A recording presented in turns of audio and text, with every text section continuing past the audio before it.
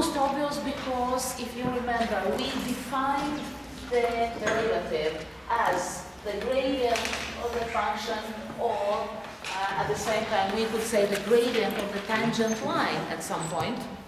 So this was how we started talking about derivatives. The rate of change of a function is described by the steepness of the tangent line, so the gradient of the tangent line is the derivative, and it also characterizes the behavior of the function at that point.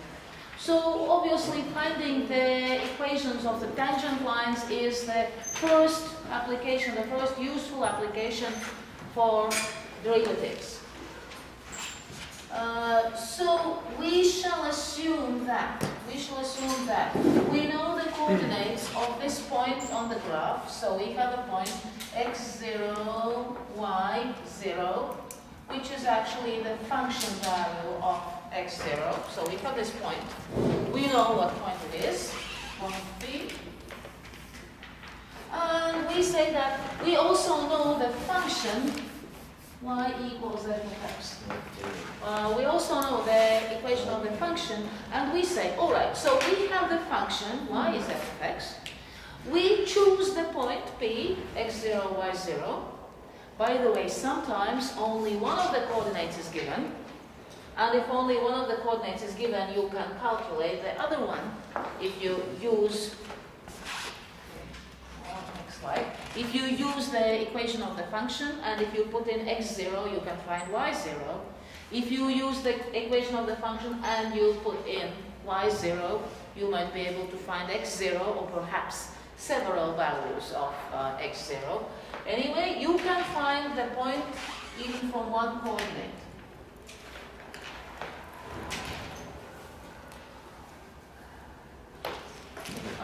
So, if this is all we know, how exactly might we be able to find the equation for this tangent line? So let me remind you that the equation of a line is y equals kx plus b, where k is the gradient and b is the y-intercept, which we might not be so interested at the moment as a point, but we do want, occasionally, we do want to find the equation for this line, or the tangent line. So let me remind you that the gradient value, that the number k is, first of all, the tangent of this angle, the angle that the line, the tangent line, or actually any line. If you have an equation for any line, the gradient is the tangent of the trigonometric tangent. The trigonometric tangent of the angle that this line forms with the positive x-axis. The positive x-axis. So we know that k is tangent of the angle alpha, but we also know, we remember, that k was the gradient value. In other words, it was the derivative value at the point, the derivative of this function at that point. So it is the derivative of this function f of x at the point x0. This is how we define the derivative. This is how we define the derivative, by taking that limit and getting to this point. So the value of the derivative of a function at any given point is the gradient of the tangent line. So this is how we started. Now the question is, all right, so we have the equation of the function, we have the point. We can find the derivative, so the first task would be, obviously, first of all, find the derivative. The second part would be put in the value of x0, find the gradient of this function. Now, how do we find the equation of that line itself? At this moment, what we know is the gradient of this, from this equation of the tangent line. How can we find the whole complete equation? Put the point into the... We put the point in there, and we might be able to find the b value, because if I have the equation y equals kx plus b, k is something that we just found if we derive the original function and put in the x0 value. Now, the tangent line has one point that we do know. The tangent line has this point, the same point P, x0, y0, belongs to the graph of the function, but it also belongs to the tangent line. So I could put those values, x0, y0, in here. So I could write y0 equals k times x0 plus b, and b is the only thing unknown in this equation. So you can find the value of b and rewrite the equation using the constants k and b. Another way of finding the value of b without actually computing it explicitly would be, if you remember, the gradient of any straight line can be found as the difference in y values, delta y, divided by delta x. So if we say that one point is known and the other point is simply has coordinates x and y, then delta y would be delta y would be y minus y0, y minus y0, that's the delta y, divided by x minus x0, that would be the delta x. In this case, we know one point indicated by those 0 indices, and the point with coordinates x, y is just any point on this line.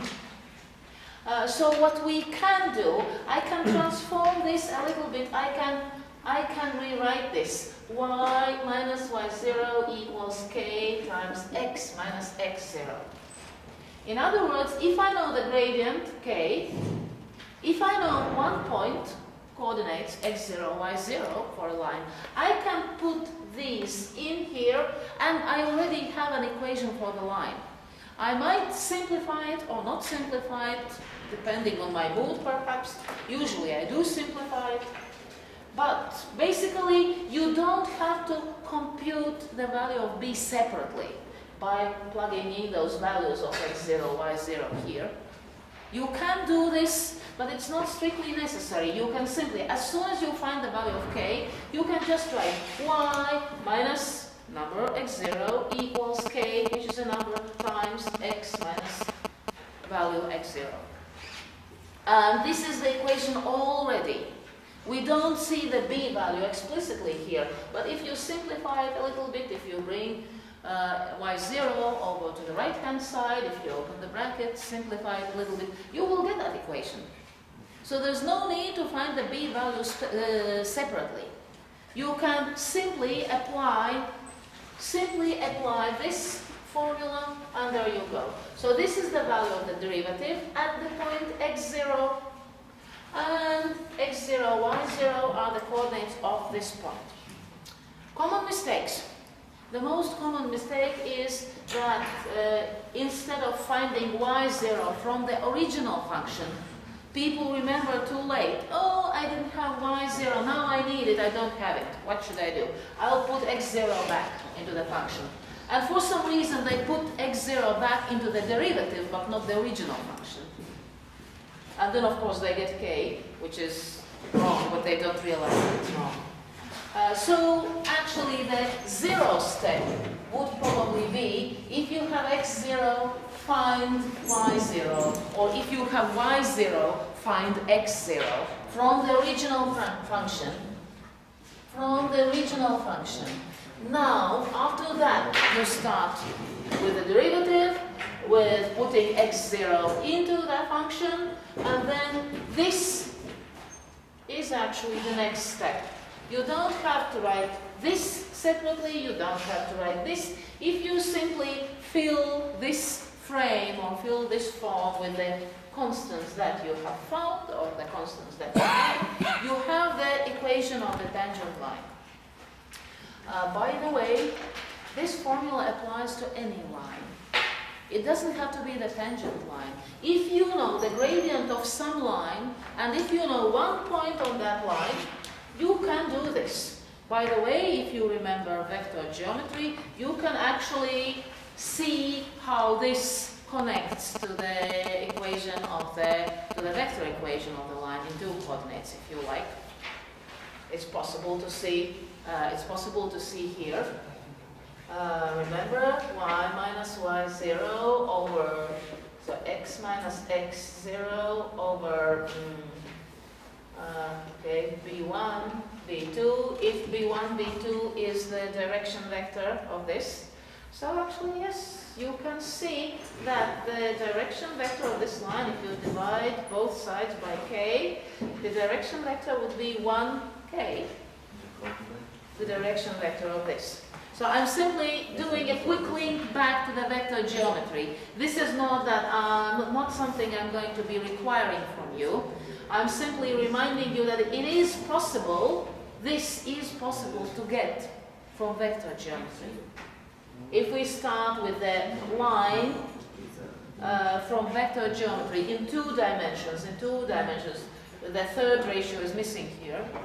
If we start with this, and if we, for example, multiply both sides by b2, then b2 over b1 is nothing else than the gradient in this case. So b1, b2, b was the direction vector. So in plane, in two dimensions, k is b2 over b1, the gradient. b2 over b1, b2 over b1. Again, even geometrically, it's clear. This is the y-coordinate b2, this is the x-coordinate b1, y over x, b2 over b1, we get the gradient. That's in two dimensions. We discussed mostly three-dimensional situations, but we can explain it using vectors in two dimensions. It's the same form, the vector equation or the Cartesian equation of the line in two dimensions has exactly the same form as in three dimensions, only the third dimension is missing. No problem with that. So what you have to focus on is this. Now I'll raise the unnecessary stuff. Well, it's not strictly unnecessary, but it's simply I wanted to link back to vectors to show that all parts of mathematics are connected. All right, y equals kx plus b is the equation for the tangent line. We can transform this equation into that form if we like. No, the normal. I hope you do remember the term normal vector. That's the vector which is perpendicular to a plane. So in two dimensions, in calculus actually, the normal is a straight line passing through that given point P, perpendicular to the tangent line. So if I have a right angle at this point, then this line is the normal.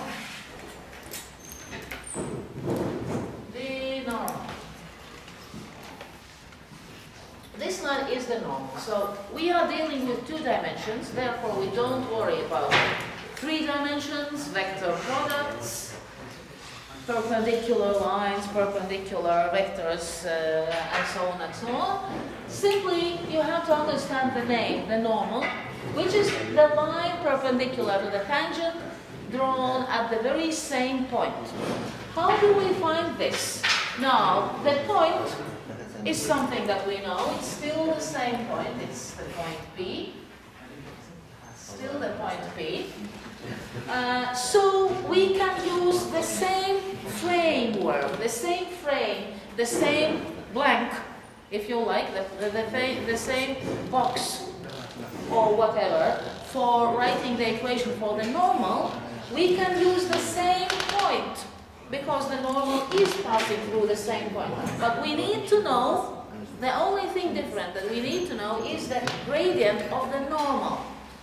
Minus 1 over k? Minus. The opposite reciprocal. Not just the reciprocal, but the opposite reciprocal. So if the gradient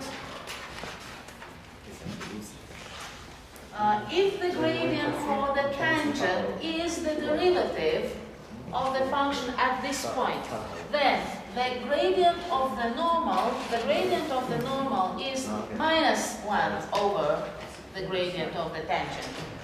Okay, I'm using the capital letters. Okay, let it be the capital T. Let's use the capital T. All right. Again, it can be proved if two lines are perpendicular, then both the gradients, the product of the two gradients must be equal to -1. If two lines are perpendicular, then the product of the gradients is -1. It's not just for tangent and normal, it's for any two perpendicular lines. It's for any two perpendicular lines. In other words, if the line A is perpendicular to line B, then, and actually then and only then, the two gradients K of the line A times K of the line B equals -1. The product of the two gradients, the product of the gradients of perpendicular lines equals -1. It can be proved using trigonometry, tangents of the angles. It can be proved using vectors. It can be proved using other methods. So what you need to know to find the gradient of the normal, there's simply one more step. So one more extra step, so that would be step 4 would be, okay, we find the gradient of the normal as -1 divided by the gradient of the tangent, so this would be the gradient of the tangent. And then step 5, we do this again, only this time, of course, we apply the gradient of the normal. So we write y minus y, 0 equals gradient of the normal times x minus x, 0. The same pattern, the same principle. So this would be for the normal.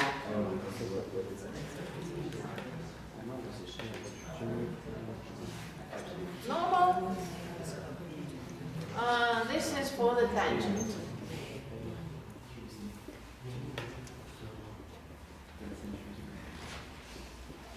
So we see the pattern is exactly the same. The point is exactly the same. And if you have found the gradient of the function, the gradient of the tangent, then turn it upside down, change the sign to the opposite, and you will have the gradient of the normal. And you can write the equation of the normal. And again, if you like, you can simplify it. Generally, yes, we do simplify it, but if you are out of time, if you are afraid that you won't have enough time to finish a test or an exam, then yes, you can leave it in this form, because I see that you have done what's necessary, and the rest is simply fixing the algebra part.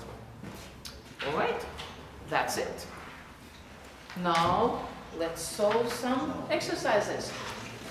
Are there any questions about this before I erase? All right.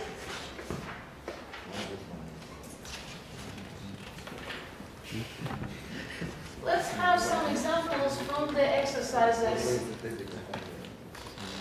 I'm leaving that part for now, for a while. Let's have examples from the exercises. So let's find the gradient of the graph, which is the same as the gradient of the tangent, and the gradient of the normal. So in exercise 1, we don't write any equations. In exercise 2, find the points. We don't write any equations. In exercise 3, find the points. No equations required. Exercise 4, find the angle between the tangent and the x-axis. No equations. Finally, number 5, write equations for the tangent and the normal. Let's do the F. In one? No, in fifth. In fifth, you want to start with the F from the end. Absolute value, that's actually, logically, it should come after some others. First of all, because if we have these absolute values, we have one single formula for this function, but it actually is piecewise defined, because for some x values, for positive x values, the formula will have one shape. For x values greater than 1, the formula will have another shape. The formula will look different. If we try to eliminate the absolute values, if we try to get rid of the modulus, then we have to resolve this function. We have to open up that equation to see that it actually consists of several equations for different values of x. So that's why, all right, we'll look at f, but later. Okay, so exercise 1, where you only have to find the gradient of the graph and the gradient of the normal, but not the complete equation. So in exercise 1, all you have to find is both the k values, the gradient of the graph and the gradient of the normal. So which one? F? F? Alright. 1f. The function f of x is ln of 5 divided by 2. 5 to the power 2x. At the point x0 is 1/2. For this, we don't need the y value. For this, we don't need the y value for this point, because all we have to do is derive, put in the corresponding x0 value, get k for the tangent, get k for the normal. So the derivative of this function, ln of 5 over 2, is a constant, and therefore it remains there. We do not have to do anything to it, because if we multiply a function by a constant, then the derivative is also multiplied by the same constant. That's all.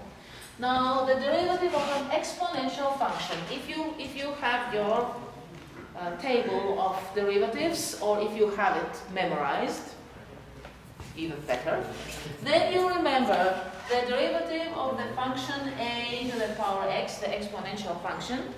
The derivative would be the same exponential function times natural logarithm of the base a. But in this case, we have a composite function. So we also have to multiply by the derivative of the inner function of 2x. So the derivative of this would be the same exponential function times the natural logarithm of base times the derivative of the internal function, the derivative of 2x, which is 2. So now we can see that 2 disappears, and we have ln of 5 squared times 5 to the power 2x. That's the derivative. Doesn't look very nice. Okay. So k for the tangent is the derivative at the point 1/2. If we put 1/2 instead of x, we get 5 to the first, which is just 5. So we have natural logarithm of 5 squared times 5 to the first power, which is 5. So we have 5 ln squared of 5. Okay, if you are very curious, if you feel extremely curious, you can use your calculators to find the approximate value of this. If not, then all that we need is k for the normal, which is minus 1 divided by this, 5 ln squared of 5. So if it's strictly necessary, if those numbers are required somewhere, then of course we can use calculators and find them, or at least estimate them approximately. But for our purposes for today, that's quite enough. You don't have to do anything else. All right. But what things you derivated the ln 5 over 2? Or just 2 over? I didn't derive.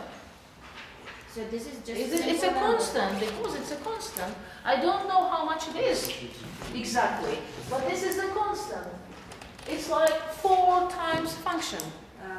It's not 4, it's something else. It should be close to 1, actually. But it's a constant, so a constant factor, you know, if you derive 3x to the 5th, you do 3 times 5x to the 4th, so it's like that 3. It's simply a constant. It's simply a constant. You have to pay attention and see which expressions are actually constants. I will try to trick you. I will use constants like pi, e, ln of 2 or something, and you have to recognize which numbers, which terms are actually constants and how they influence the derivatives. So I'm giving you a fair warning before the test. So you have to recognize it's a constant and therefore it acts as a constant. Next semester we will find derivatives of 2 variable functions where we have to pretend. When we derive by x, we pretend that y is a constant. When we derive by y, we pretend that x is a constant. That's a bit more difficult. But by then, I hope you will be used to calculus and all the strange things that happen in mathematics. Yeah, partial derivatives. Yes. Very good. Excellent. So that's the So confusion. it will be easy for you. That's the confusion. Ah. All right. That's after. Number 2. Find the points at which the graph has the given gradient k. So now, for the moment, for exercise 2, we forget about the normals because we don't need them. Okay, people, if you know all this, if you don't need all this, you don't have to sit there and make noise. It's unnecessary.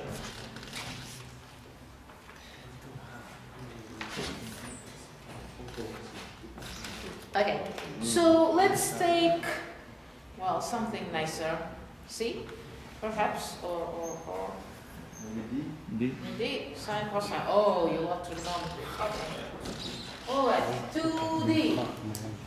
Sine x minus cosine x over sine x plus cosine x. That's the function.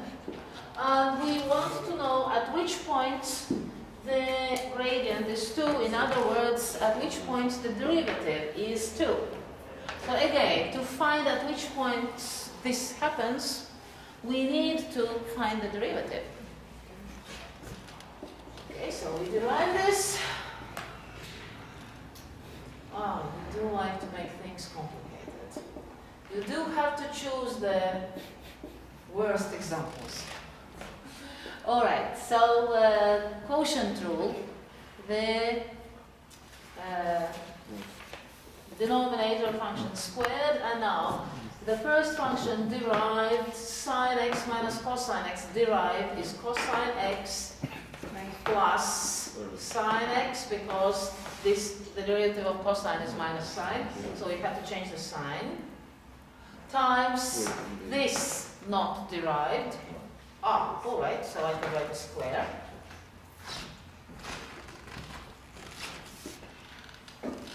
So cosine x plus sine x is the derivative of this, but then I have to multiply by the denominator function, which is exactly the same, and therefore I wrote a square, minus, now sine x minus cosine x remains as it is, and then we have to derive this, which becomes cosine x minus sine x.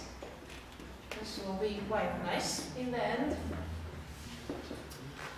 So this is cosine squared x plus 2 cosine x sine x plus sine squared x. Any questions about this? No. I hope. Now I will change the signs. I will think, okay, if I change this to plus, I can change these signs. So I have another square, in fact. In fact, I have another square. So I'm thinking of this as, if I change this minus into a plus and I change the signs inside one of the factors, I get sine x minus cosine x, and here I also get sine x minus cosine x. If I change the signs here and here, here and here, so I have another square. So it's plus sine squared x minus 2 cosine x sine x plus cosine squared x. In the denominator, okay, sine x plus cosine x, all of it squared. So now we can see that these two products cancel out, and the rest is 2 over sine x plus cosine x squared. Does everybody understand where I got 2? Yes. I hope so. Elementary dream. Alright, and I need to find all the points where this equals 2. What? Nothing. Hope so. I'm too happy with myself with this, so don't try to destroy it. Almost sadistic. Alright, so now this is the derivative, and that is the gradient. So we need to find at which point the gradient is 2. In other words, at which point the derivative equals 2. So from the task, I need to require this to be equal to 2. This means sine x plus cosine x squared must be equal to 1. From this, I can actually open the brackets and write sine squared x plus 2 sine x cosine x plus cosine squared x is 1. This is also 1. So I have 2 sine x cosine x equals 0 from this. This is dedicated to everybody who has forgotten how to solve trigonometric equations. So one possibility is to recognize the formula. Double Sine to Sine to x, yes. Another possibility is, okay, the product is 0 if either sine is 0 or cosine is 0. That would be the same. Perhaps even easier. So this product will be 0 if either sine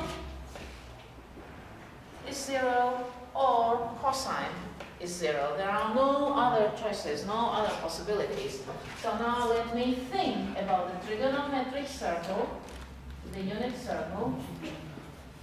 So sine equals 0 at these 2 points. Cosine equals 0 at these 2 points. All we have to do is write down a formula for all these points. How can we put all these points together so that we can write a single expression for these? Sine is in which place you said? Sine, we look for sine on the vertical axis and cosine on the horizontal axis. So sine is 0 if the y is 0, so sine is 0 here. Half pi plus pi n. Half pi plus pi n. pi n, that would be this. And for sine, that would be for cosine equal to 0. And for sine equal to 0, it would be 0 plus pi n. But actually, we can do it easier. We can write that it works for all the x values where we have pi half a 90-degree angle n times. So if n is 0, we have this point. If n is 1, we have this point. If n is 2, we have this point. If n is 3, this. If n is 4, we go back there, and so on and so on. In other words, a right angle, pi half, 90 degrees, pi half, repeated a whole number of times, positive or negative. So this would be for all integer values of n. For all integer values of n. Okay, so we have infinitely many points. We have infinitely many points where the gradient of this function will equal 2. So I'm not even going to try to graph that function at the moment. If you have a graphing calculator or an app in your phone, then you might ask it to graph it for you.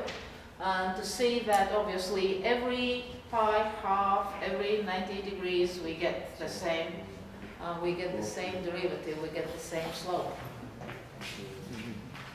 We could do sine of 2x equals 0. We could find it differently, but it would be the same points. And in the end, it would be the same formula for these 4 points. But of course, n could be any integer. So we have infinitely many points on the graph of this function because obviously the function is periodic. We have infinitely many points on the graph of this function where the slope equals 2.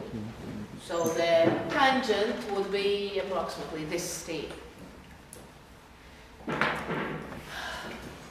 Okay, so if we want to find the points where we have a particular value for the derivative, we have to derive, and then we always have to solve some kind of equation. So I believe we did solve the most difficult one, the trigonometric equation, which was the most difficult one. Basically, they are considered difficult simply because there are infinitely many solutions involved. But all right. Now, number 3. Find the points where the tangent forms the given angle alpha with the x-axis. How do we manage the angles? Yes. So how do you find at which point the tangent forms the angle, for example, 60 degrees? Let's remember that k for the tangent, the gradient of the function, is trigonometric function, tangent of the angle alpha. In other words, so now which one should we do? E. E? 0 degrees. Come on. B. I think something more interesting would be C, but it's trigonometry again, or D. D.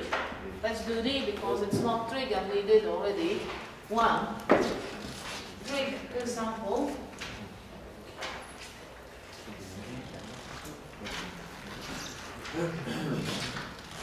Let's do C.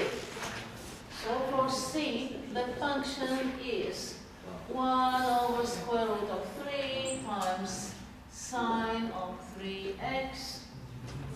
Sorry, I want D? D. Yeah. Square root 6x plus 1 over 3. Alright, so the derivative. 1/3, it's division by 3. 1/3 times. Now let's apply the chain rule. The derivative of the square root of 6x plus 1. The derivative of the square root equals 1 divided by 2 such square roots, the same square roots, and times 6. Yes, times 6, times the derivative of the internal function. Now at this moment we see that 3 times 2 equals 6, so something cancels out. And we have 1 over square root of 6x plus 1. This. Now we are requiring the angle alpha to be equal to 30 degrees. Tangent of 30 degrees. Tangent of 30 degrees, which is the k value. Square of 3 divided by 3. Yes, square root of 3 divided by 3. So now we ask that this equals square root of 3 divided by 3. Or actually, perhaps in this case, it would be easier to use this form because then we can see that square root of 6x plus 1 equals square root of 3, or 6x plus 1 has to equal 3. And we square both sides. So 6x equals 2, x equals 1/2. And does it ask to find the points? Well, probably we might need to find the other coordinate. Yes, the second coordinate of the point. So if this is x0, So it must be 1/3. yes, sorry, 1/3. You're right. And for y value, if we put 1/3, we get square root of 2 plus 1, which is 3. So the y value would be this. The y value would be this. So the point is 1/3 square root of 3 over 3. This is the point on the graph of that function where the tangent line forms an angle 30 degrees. So yes, it can be a bit confusing because we talk about tangent lines and then we talk about tangent of the angle. Yes? Could you draw the graph on this? I couldn't understand. The graph of this? Yeah.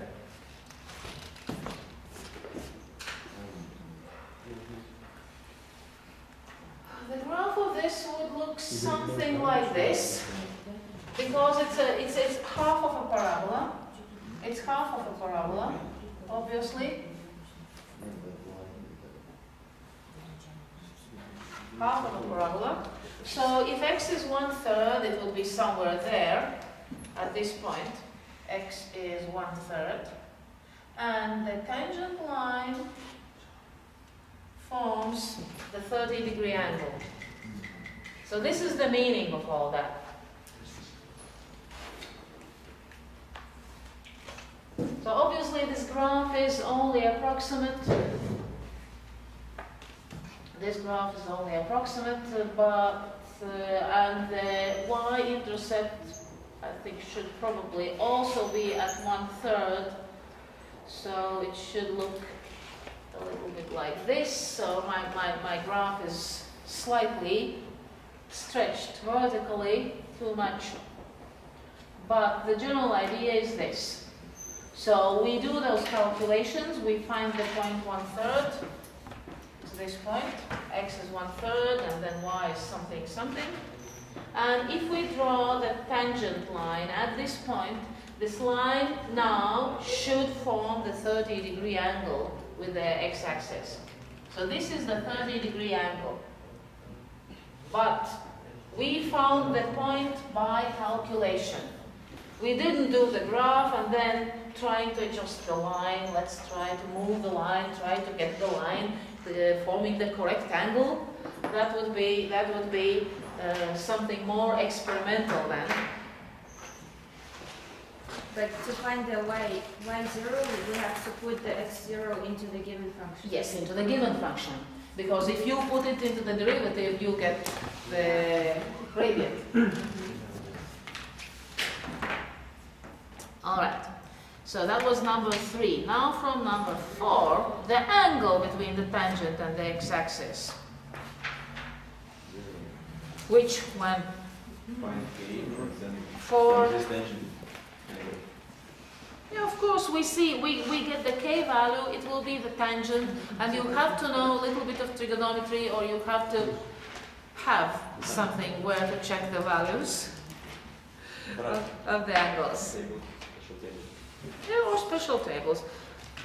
Or basically, in these exercises, I think all the values are nice. The ones that people more or less do know by heart. So in number 4, I'll perhaps skip that. In number 4, you find k as the derivative at the given point. And then from this, you understand that it is actually tangent of alpha.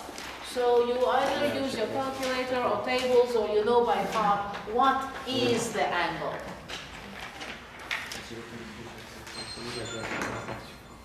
In number 5, finally, write equations. Should we try to write some equations? Oh yes, somebody wanted f.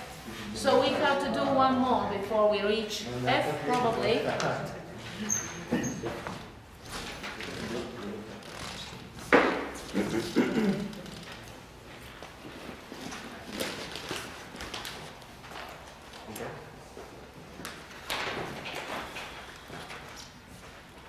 All right. From 5. So one simple example perhaps, and then, The last okay, we can do F. L, you see now? 5F will be the last one, but before 5F. Before 5F, 5 which? L. Some normal function. Just for the sake of example. D. So 5D. 2x minus 1 squared divided by x. I don't want to use the quotient rule. I don't particularly like the quotient rule. Why we didn't do the fourth? Because you find the derivative and then you say, all right, the value of the derivative is the tangent of the angle alpha. All I need is tables of trigonometric values. Okay. But that's nothing really new for this. So we can use the quotient rule for the derivative, or we can open the brackets, simplify the function into a sum, and do it term by term. All right, let's do it. Which way? Open the bracket. Open the brackets. Okay. 4x squared minus 4x plus 1 over x is 4x minus 4 plus 1 over x. So the derivative of this is 4 minus 0 minus this. The derivative of this is minus 1 over x squared. Or, yes, of course, now at this moment, I could, I don't need to solve any equations. Good, no need. So the gradient for the tangent is the derivative at the point D, 1. At the point 1. So this means 4 minus 1 over 1, it's 3. Obviously, from this I can immediately write the gradient for the normal, which will be minus 1 divided by 3. I have both the gradients already. What I don't have is the y value. So I know that x0 is 1. From this, I should have started with this. I should have found y value first, because now the temptation is very big to take 1 and put it there and get this again. But I have to take this and put it into the original function if I want to find the y value for that point. So I put it, okay, 4 minus 4 plus 1, it's 1. And so now I can write the two equations. The equation for the tangent is y minus 1. But you put it into the derivative function. No, it's simple. I mean x0. No, I put it there. This This is is the derivative. no, this is the derivative. No. Yeah. Okay. Okay, so I put it there, and from there I got this. It's the given function. Okay, so y minus 1 equals obviously 3 times x minus 1.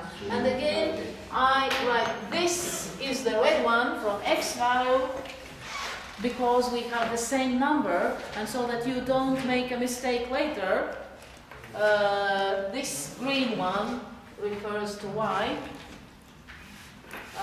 It's really dangerous if I give an example and we have many same values for the number, because it might cause mistakes, which reminds me the famous limit joke that teachers of mathematics have going around in the internet. So we can simplify y equals 3x minus 3 plus 1, that would be minus 2. This is the equation for the tangent. And for the normal, Again, y minus 1 equals minus 1/3 times x minus 1. Again, the same. This is green, this is red. This is from y, this is from x. So I have y equals minus 1/3 x plus 1/3 plus 1, so it's plus 1 and a third. So that's the normal, the equation of the normal. Problems? No, No just problem. this means vector product. I was watching physics. Oh. Okay. Mathematics, physics, everything together in the same bag. Where? All right. This is. All right. I don't know. Okay. A line. Yeah. But not Okay. So the joke all math teachers know because it's on the internet and mathematics teachers of mathematics love this. Is when you show this example to the students and then tell them, okay, now what is the limit if x tends to 5 of 1 over x minus 5? Guess what the students write? what?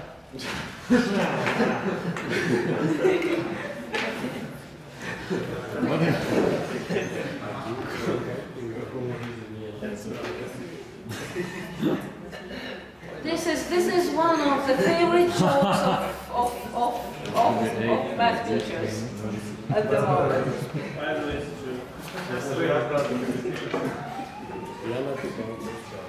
The legend or the myth, the legend says it's true, somebody actually did it.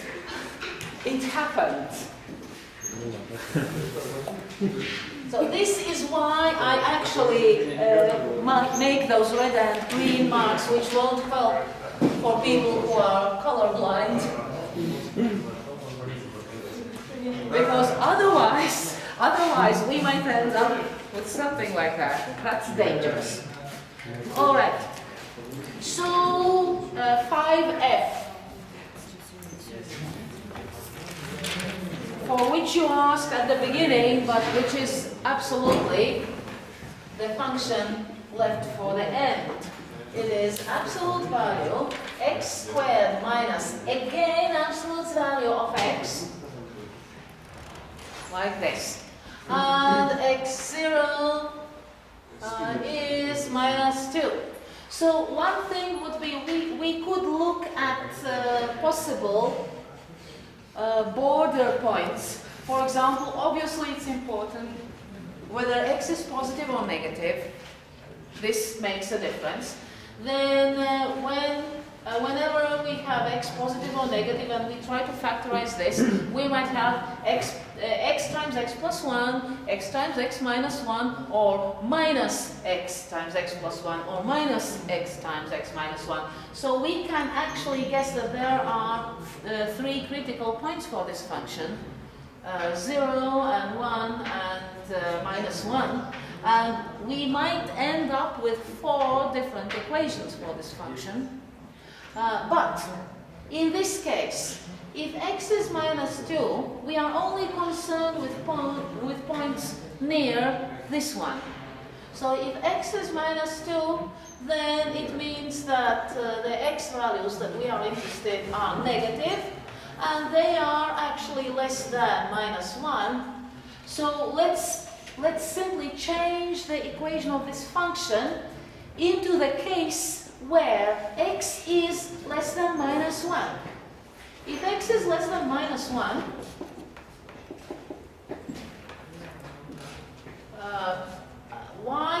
how do I know that I have to deal with 0 and minus 1? Because if I ignore the absolute values, I might have something like this, or I might have a plus here, or minus here, or minus here and plus there. I'm not analyzing right now, but I consider what the possibilities are. Only changing the signs. The only change possible is the signs. So for this, I see that the critical points, well, it could be plus or minus, something, something, something. So the possibilities are actually, the critical points are 0, 1, minus 1, if I try to factorize this expression. And for this, I see that we are interested in the x value minus 2, which is to the left of minus 1, and nothing distracts us to the left of minus 2. So I'm now trying to see what's going on there. So x derivative, if x is less than minus 1, the absolute value of x is obviously equal to minus x for negative numbers. So I can see that the function now becomes absolute value x squared plus x. Negative value of x, it means the x modulus is actually the opposite of x. This is negative, so this is positive. That's why I start by discarding the inner modulus sign. And now I think, all right, to the left of minus 1, this function, again, I have to think about the sign of this function, x squared plus x. X squared plus x. So this function has two zeros, two roots, minus 1 and 0. Imagine this. To the left of minus 1, I'm interested only in the values to the left of minus 1. I see that this function is positive, this function. So I can discard this modulus sign altogether. So the rest is very simple. The rest is very, very simple. Or we had an option, of course, I could split up the whole number line into 4 segments, and for each segment figure out the formula for this function. But the truth is, we don't need 4 segments. We need only the one in which in which x is minus 2. And that's why I started by thinking, okay, x is less than 0, and therefore, if I want to discard this modulus sign, I have to replace modulus of x by minus x, so the sign changes. Now, because x is less than minus 1, I look at this function, I consider this inequality, and I see that to the left of minus 1, I'm interested in this, to the left of minus 1, this function is positive, so I can discard the outer modulus without any bad consequences. So actually, to the left of minus 1, the function becomes this, to the left of minus 1. Okay, so now I can derive it. Now I can derive it. Before I couldn't, we can't derive functions having the absolute value. To be able to derive those functions, we have to change them, to transform them, to choose the appropriate equation without the modulus sign and derive them. So for this, let's derive. So it's 2x plus 1. And k for the tangent, if x is minus 2, as we were given at the beginning, that's minus 2, not something else. We have minus 3, and obviously the gradient for the normal is minus 1 divided by minus 3, so it's 1/3. The x value is this, so the y value, the corresponding y value, also something we need to find. If x is minus 2, 4 minus 2 is 2. Again, a repeated value, which is dangerous. All right, this will be x, this will be y. So we have y minus red 2 equals minus 3 times x minus green 2. So that we're going to get something like this. And if we open the brackets, we get y equals minus 3x plus 6 plus 2, that's plus 8. And for this one, y minus 2 equals 1/3 x minus 2, or y equals 1/3 x minus 2/3 plus 2, that would be plus 1 and 1/3. I have a question. Yes. Is x minus x0 going to be plus 2? Or Oh yes, sorry. Yes, this is a minus. Yes, thank you. Very good. Very good. So it's minus 6 plus 2, that would be minus 4. Yes. Very good that you noticed. Minus 6 plus 2, yes, it's minus 4. And for this, it's 2/3 plus 2, that's 2 and 2/3. Okay. I was looking at it, why didn't I see the minus sign?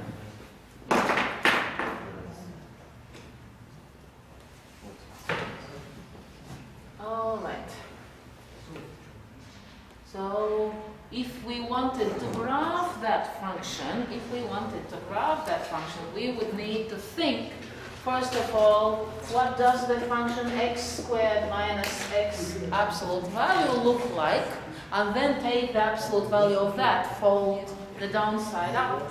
So we might think something like this. So I start with the function x squared minus x, which would be this. This is 1. This is 0. Then, because I'm actually using x absolute value instead of x itself, for positive x values, I'm just reminding you about the graph transformations. So if I have x squared minus x absolute value, I can write it like this because inside the square it doesn't matter, but it matters for my function. So my first function would be x squared minus x. The second would be y equals x absolute value minus x modulus squared minus x modulus, which means in terms of transformations of graph, remember, if x is positive, everything is fine. If x is negative, we discard the negative part and we do the symmetrical part. And finally, if we take the absolute value of this, then I have to fold the lower part up. So the graph of this function would become this. Very strange, spiky thing. And so the function, yes, the function will always be positive, but now we can see that here the tangent will be a decreasing function. The tangent line will be a line that goes down and rather steep one. So that explains the gradient of the tangent, minus 3. It explains the gradient of the tangent minus 3. Okay, you will not be required to do this in the test. I'm simply trying to illustrate the situation because this function is indeed quite complicated. This analysis is not very pleasant. You have to be very careful and think very carefully about how to get rid of those absolute value signs. So this part is quite messy. So this part, these logical conclusions take some work, mental work, of course. So it's not the simplest thing in the world. I don't want to scare you, but math 2 is much more difficult than math 1. Feel that. No. Okay. So now we still have 25 minutes. So now you might want to try something by yourselves.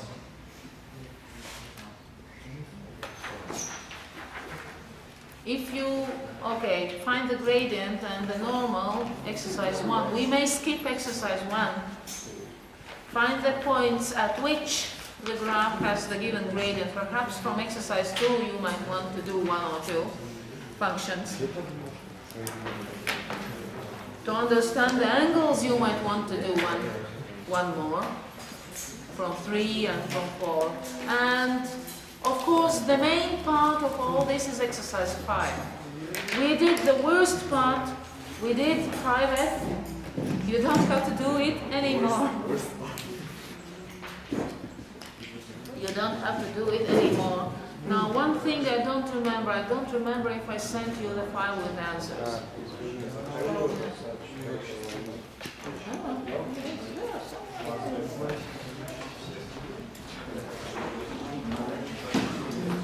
Show me the other side. Oh, it's the old one. It's the old one with the table. I have another one with the table. No, I mean the old one because it's not the one we use. It's not the one we use. We use this. I do have two. Now remember the old one, the one that you took early, and this is the one that I gave in the lecture, other different exercises. Yeah, so we need two. Do you have? But this is the one that we did in class, and you have this. Yes, the And old one. the old one, and this is the new one. So, Okay. The table is the same more or less. The exercises are different. So this is the official